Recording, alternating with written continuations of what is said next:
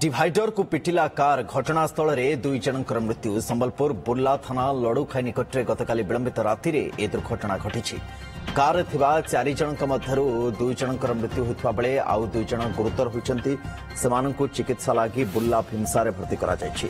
मृताहत माने संबलपुर गोड़भगा अंचल बोली जनापड़ी। भारसाम्य हराई कारटी डिवाइडर को पिटी ओलटी पड़ा जो 2 जनकर जीवन जाइए 2 जन एवं भी गुरुतर थिबार सूचना हस्तगत होइछि।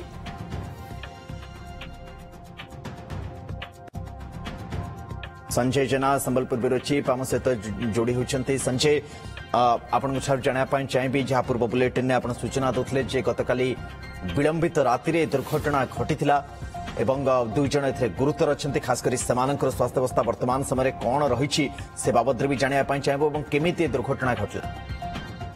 आहत मान स्वास्थ्यावस्था गुरुतर रही बुर्ला भीमसारे चिकित्सा अन्य पक्ष आप देखिए कार चित्र को दुर्घटनाग्रस्त कार चित्र को देखिले चित्र ही बयान कर गाड़ी बेग केते अधिक रही कार संपूर्ण भाव भांगी रुचि चुरमार हो जाए। जहाँ सूचना रही गतकाली विलंबित राति जो कार जो 4 जन रही जो 2 जन मृत्यु घटी 2 जन आहत होती।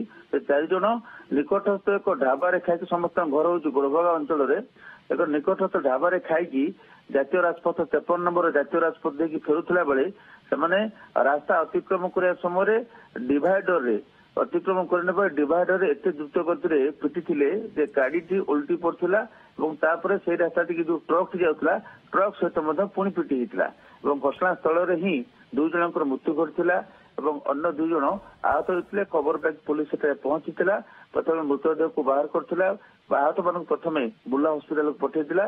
मृतदेह को उद्धार करथिला और गाड़ी को रास्ता कूल को लेकिन गाड़ी चलाचल स्वाभाविक कराइला और गाड़ी पूरा संपूर्ण भांगी रुझी चुरमार होती। तेज बड़ कथा हूँ प्रकृत में एत द्रुत गति से कहीं चलाऊे कौन घटना घटला और कहीं भारसाम्य हरइले प्रकृत गाड़ी चलाऊला कि मृतक मध्य ड्राइवर अच्छा ना किए गाड़ी चलाऊला ना आहत ड्राइवर रही।